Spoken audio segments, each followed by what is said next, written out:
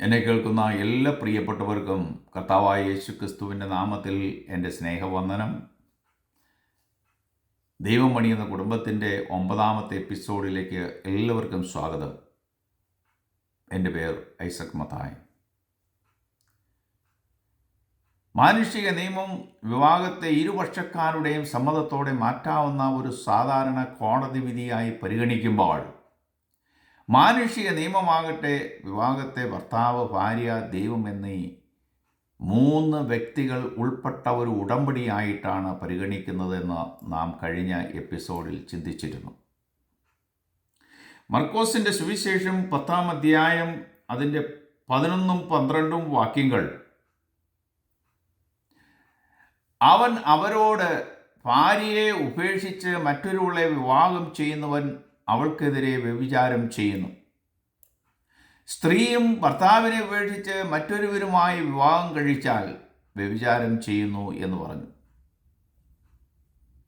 1ാം നൂറ്റാണ്ടിൽ യഹൂദ നിയമമനുസരിച്ച് സ്ത്രീ മാത്രമാണ് വ്യഭിചാരം ചെയ്യുന്നത് എന്ന രീതിയായിരുന്നു അന്ന്.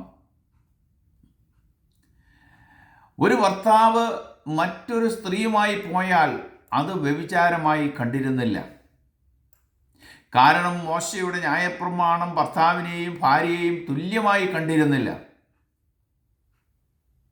യേശുവിൻ്റെ ഉപദേശമനുസരിച്ച് ഒരു പുരുഷൻ മറ്റൊരു സ്ത്രീയുമായി പോയാൽ അയാളും വ്യഭിചാരം ചെയ്യുന്നു. വിവാഹത്തിൽ ഭർത്താവിനും ഭാര്യയ്ക്കും തുല്യ ഉത്തരവാദിത്വവും തുല്യ അവകാശങ്ങളുമുണ്ട്. മറ്റൊരാളെ വിവാഹം കഴിക്കുന്നതിന് ഒരു ഭർത്താവോ ഭാര്യയോ ഉപേക്ഷപത്രം എഴുതുന്നുവെങ്കിൽ അത് ദൈവസന്നിധിയിൽ വ്യഭിചാരമാണ്. അതുപോലെ തന്നെ ഒരു പുരുഷൻ വിവാഹമോചനം നടത്തിയ ഒരു സ്ത്രീയെ വിവാഹം കഴിക്കുന്നത്, ഒരു സ്ത്രീ വിവാഹമോചനം നേടിയ പുരുഷനെ വിവാഹം കഴിക്കുന്നതും പരസംഗമാണെന്നാണ് യേശു കർത്താവ് പഠിപ്പിച്ചത്. സ്തോത്രം. തെറ്റ് ചെയ്ത പങ്കാളി തെറ്റേറ്റു പറഞ്ഞ് മാനസാന്തരപ്പെട്ട് മടങ്ങി വന്നാൽ അവന് അവൾക്ക് ക്ഷമ കൊടുത്ത് ജീവിക്കുന്നതിൽ നിന്നും, ഒരുമിച്ച് ജീവിക്കുന്നതിൽ നിന്നും വചനം വിലക്കിയിട്ടില്ല. വിവാഹ ജീവിതത്തിൽ ജീവിത പങ്കാളികൾ ഒരു ശരീരമായി തീരേണ്ടതിന് ആജീവനാന്ത ഉടമ്പടി സ്നേഹത്താൽ ദൈവം കൂട്ടിച്ചേർക്കുന്നു. ആജീവനാന്ത ഉടമ്പടിയാണ് സ്നേഹത്താൽ ദൈവം കൂട്ടിച്ചേർക്കുന്നത്. ഒന്നായി ചേരുന്ന ഈ അവസ്ഥ ഒരു ജീവിത പങ്കാളിയുടെ മരണം വരെയും നിലനിൽക്കുന്നു. അവർ ഇരുവരുടെയോ ഒരാൾ മാത്രമായോ വിവാഹ ഉടമ്പടിക്ക് അവിശ്വസ്തത വരുത്തിയാൽ വിവാഹ ഉടമ്പടി അസാധുവായി തീരുന്നില്ല. ഇവിടെ മറുകക്ഷിയും സാക്ഷിയും ദൈവമാണെന്ന കാര്യം നാം മറക്കരുത്. അവിശ്വസ്തത കാട്ടിയാലും വിവാഹമോചനം നേടിയാലും കോടതി വിധി ലഭിച്ച് പുനർവിവാഹം കഴിച്ചാലും ദൈവം കൂട്ടിയോജിപ്പിച്ച ഉടമ്പടി മാറ്റുവാൻ തിരുവചനത്തിൽ പഴുതുകളില്ല. ക്രിസ്തീയ വിവാഹം ഒരു പുരുഷനും ഒരു സ്ത്രീയും തമ്മിൽ ദൈവം കക്ഷിയായി നിന്നുള്ള സമ്മതത്തിൻ്റെ സംയോജന ഫലമാണെന്നും ആ സംയോജന ഫലമായി അവർ ദൈവ സൃഷ്ടിയായ ഒരു പുതിയ അസ്തിത്വത്തിൻ്റെ പങ്കാളികളായി തീരുന്നുവെന്നും ആ പുതിയ അസ്തിത്വം പങ്കാളികളിൽ ഒരാളുടെ മരണത്താൽ മാത്രമേ ഇല്ലാതെയാകുകയുള്ളൂ എന്നുമാണ് വിവാഹ ഉടമ്പടിയുടെ കാതൽ, the main objective.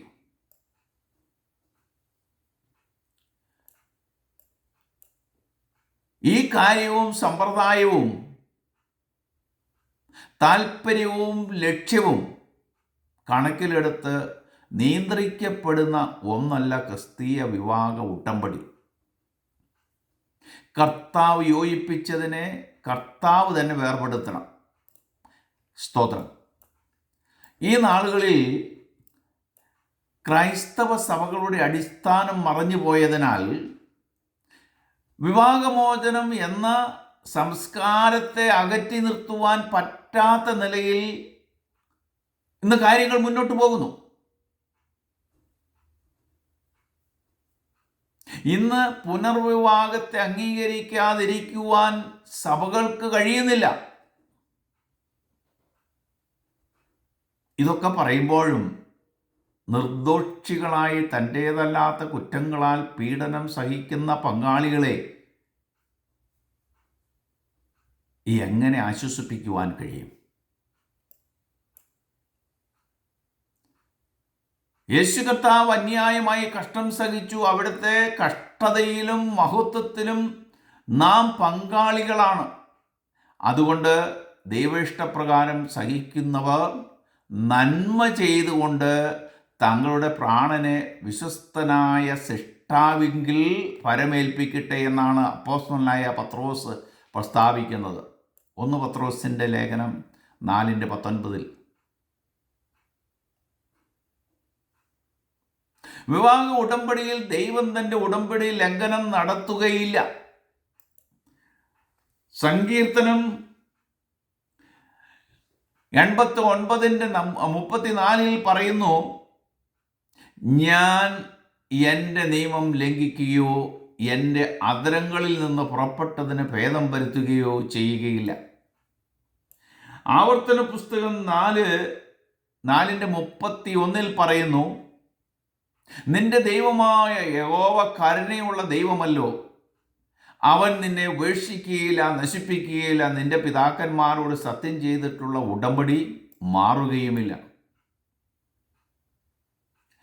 അവർ മേലെ രണ്ടല്ല ഒന്നത്രേ എന്ന് യേശു കർത്താവ് അരുളി ചെയ്തുവെങ്കിൽ മാനുഷിക നിയമപ്രകാരം വിവാഹമോചനവും പുനർവിവാഹവും സംഭവിച്ചപ്പോൾ ആദ്യ വിവാഹത്തിൻ്റെ ഉടമ്പടി ദൈവം ഇല്ലാതെയാക്കിയിട്ടില്ല. മാനുഷിക അധികാരപ്രകാരം മറ്റൊരു വിവാഹം നടന്നപ്പോൾ ദൈവം അതിൻ്റെ ഉടമ്പടിയെ നീക്കിക്കളഞ്ഞിട്ടില്ല. മാനുഷിക അധികാരപ്രകാരം മറ്റൊരു വിവാഹം നടന്നപ്പോൾ ദൈവം തൻ്റെ ഉടമ്പടിയെ നീക്കിക്കളഞ്ഞിട്ടില്ല. സ്തോത്രം. മലാക്കി പ്രവചനം 2:14 പറയുന്നു, ദൈവം യോജിപ്പിച്ചതിനെ മനുഷ്യനും മാനുഷിക കോടതിയും വേർതിരിക്കരുത്. മരണത്താൽ അല്ലാതെ മറ്റേതെങ്കിലും കാരണത്താൽ ആദ്യ വിവാഹ ഉടമ്പടി നീക്കുവാൻ തിരുവചനത്തിൽ വ്യവസ്ഥകളില്ല. സദൃശ്യവാക്യം 2:17 പറയുന്നത് വിവാഹ ഉടമ്പടി ദൈവത്തിൻ്റെ നിയമമാകുന്നു എന്നാണ്. വിവാഹ പങ്കാളി വ്യഭിചാരക്കുറ്റം ചെയ്യുകയും അതിനെക്കുറിച്ച് മാനസാന്തരപ്പെടാതെ അത് തുടരുകയും ചെയ്യുമ്പോഴല്ലാതെ വിവാഹമോചനത്തെപ്പറ്റി ചിന്തിക്കരുത്. ദമ്പതിമാരിൽ ഒരാൾ കുറ്റമുണ്ടായിട്ടോ ഇല്ലാതെയോ വിവാഹമോചനം ചെയ്യുന്നുവെങ്കിൽ പുനർവിവാഹം അനുവദിക്കപ്പെട്ടിട്ടില്ലെന്ന് തിരുവചനം പറയുന്നു. 1 കൊരിന്ത്യർ ലേഖനം 7-ാം അധ്യായത്തിൻ്റെ 10-11 വാക്യങ്ങൾ പറയുന്നത്, വിവാഹിതരോട് ഞാനല്ല കർത്താവ് തന്നെ കൽപ്പിക്കുന്നു, ഭാര്യ ഭർത്താവിനെ വേർപിരിയരുത്. പിരിയുന്നുവെങ്കിലോ വിവാഹം കൂടാതെ പാർക്കണം, അല്ലെങ്കിൽ ഭർത്താവിനോട് നിരപ്പ് പ്രാപിക്കണം. ഭർത്താവ് ഭാര്യയെ ഉപേക്ഷിക്കുകയും അരുത്. കർത്താവിൻ്റെ കൽപ്പന അപ്പോസ്തലനായ പൗലോസ് കൊരിന്ത്യ സഭയോട് ആവർത്തിച്ച് പ്രസ്താവിക്കുകയാണ് ഇവിടെ. നിങ്ങളുടെ വിവാഹ പങ്കാളി ജീവിച്ചിരിക്കുന്ന കാലത്തോളം വിവാഹമോചനത്തെപ്പറ്റിയും പുനർവിവാഹത്തെപ്പറ്റിയും ചിന്തിക്കരുത്. ഇങ്ങനെയുള്ള സാഹചര്യം കണക്കിലെടുക്കാതെ വിവാഹമോചനം നേടി പുനർവിവാഹം കഴിച്ചാൽ കർത്താവ് നമുക്ക് വേണ്ടി, തൻ്റെ സഭയായ കാന്തയ്ക്ക് വേണ്ടി ക്രൂസിൽ കഷ്ടമനുഭവിച്ചത് വെറുതെയായി പോയില്ലേ? സ്തോത്രം. കർത്താവിൻ്റെ കൽപ്പന അനുസരിക്കാത്തവർ എല്ലാം അന്ത്യനാളിൽ വ്യഭിചാരക്കുറ്റത്തിന് വെള്ളസിംഹാസനത്തിൻ്റെ മുന്നിൽ നിൽക്കേണ്ടി വരും. റോമാലേഖനം 5-ാം അധ്യായത്തിൻ്റെ 3 പറയുന്നത്, ദൈവ തേജസ്സിൽ പ്രശംസിക്കുന്നത് അത്ര എളുപ്പമല്ല. എന്നാൽ വിശ്വാസികൾ കഷ്ടതയിലും ദുരിതത്തിലും സന്തോഷിക്കണം. കാരണം ഈ കഷ്ടതകൾ ആത്മീയമായി അവരുടെ നന്മയാണെന്ന കാര്യം അവർ അറിഞ്ഞിരിക്കുന്നു. ഭാര്യഭർത്താക്കന്മാർ കഷ്ടതയിൽ സന്തോഷിക്കണം. കഷ്ടത നല്ലതാണെന്ന് വരികിൽ സ്വാഭാവികമായി ചോദിക്കുവാൻ ആഗ്രഹിക്കുന്ന ഒരു ചോദ്യമുണ്ട്: എന്ത് നന്മയാണ് ലഭിക്കുന്നതെന്ന്. ഉത്തരം: കഷ്ടത സഹിഷ്ണുതയെ ഉളവാക്കുന്നു. ശോധനകളിലൂടെ ക്രൂശെടുത്ത് കർത്താവിനെ പിന്തുടരുവാൻ ഭാര്യഭർത്താക്കന്മാർ പഠിക്കും. ഭാര്യ ഭർത്താവിനും ഭർത്താവ് ഭാര്യയ്ക്കും ക്രൂശായിരിക്കുന്നത്, ഒരാൾ മാത്രം പീഡനം അനുഭവിക്കുന്നത് ആ പങ്കാളിയെ ദൈവം കൃപയിലേക്ക്, ദൈവ തേജസ്സിലേക്ക് കൂടുതൽ അടുപ്പിക്കുന്നു. എൻ്റെ ഇഷ്ടമല്ല, അവിടുത്തെ ഇഷ്ടം തന്നെ നടക്കട്ടെ എന്നാണ് യേശു കർത്താവ് പിതാവിനോട് പ്രാർത്ഥിച്ചത്. ശോധനകൾ വരുമ്പോൾ ഓരോ പങ്കാളിയും മറക്കരുത്, ദൈവേഷ്ടം ചെയ്യുവാനുള്ള അവസരങ്ങളായി ശോധനകളെ കാണുക.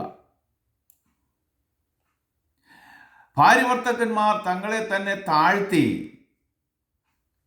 ദൈവപുത്രന്റെ ഛായയിലേക്ക് രൂപാന്തരം പ്രാപിക്കണം. ഇതാണ് മനുഷ്യന്റെ ഏറ്റവും ഉന്നതമായ മഹത്വം. ഒന്നുകൂടി എടുത്തു പറഞ്ഞാൽ, ഭാര്യഭർത്താക്കന്മാർ തമ്മിൽ സ്നേഹിക്കുന്നുവെങ്കിൽ ഒരാൾ മറ്റേയാൾക്ക് വേണ്ടി ജീവൻ വച്ചു കൊടുക്കുന്ന തലം വരെയും ക്രിസ്തു നിമിത്തം കഷ്ടത സഹിക്കുക. ഈ പ്രകാരമാണ് ക്രിസ്തു എല്ലാവരെ സ്നേഹിക്കുകയും തൻ്റെ സഭയ്ക്ക് വേണ്ടി കഷ്ടത സഹിക്കുകയും ചെയ്തത്. ഇങ്ങനെ ദൈവസ്നേഹത്തെയും കഷ്ടതയെയും യോജിപ്പിക്കുന്നു.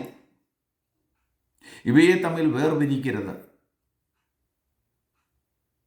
ഭാര്യഭർത്താക്കന്മാർ വേദനയിൽ കർത്താവിൻ്റെ അടുക്കൽ ചെല്ലുന്നുവെങ്കിൽ അവൻ നമുക്കായി നിർമ്മിച്ചു തരുന്ന ഏറ്റവും ശ്രേഷ്ഠമായത് സ്നേഹമാണ്. സ്നേഹം ശോധന ചെയ്യപ്പെട്ടേ മതിയാകൂ. ഇത്തരം ശോധന ഭാര്യഭർത്താക്കന്മാർ ആരെ സ്നേഹിക്കുന്നുവോ ആ വ്യക്തിക്ക് വേണ്ടി കഷ്ടപ്പെടുവാൻ അവസരം ലഭിക്കുന്നു. ഈ പ്രകാരമുള്ള കഷ്ടത സ്നേഹം വർദ്ധിക്കുവാൻ താല്പര്യം വർദ്ധിച്ചു വരും. അതുപോലെ തന്നെ ഭാര്യ ഭർത്താവിനെ കൂടുതൽ സ്നേഹിക്കുന്നുവെങ്കിൽ ഭർത്താവിന് വേണ്ടി കഷ്ടം സഹിക്കുവാൻ ഭാര്യയുടെ താല്പര്യം വർദ്ധിച്ചു വരും. ഇത് നേരെ തിരിച്ചുമുണ്ടാകും. യേശുക്രിസ്തു റോമൻ പടയാളികളുടെ അടികളെ ഏറ്റപ്പോൾ കർത്താവ് തൻ്റെ സഭയ്ക്ക് വേണ്ടി എല്ലാം സഹിച്ചു.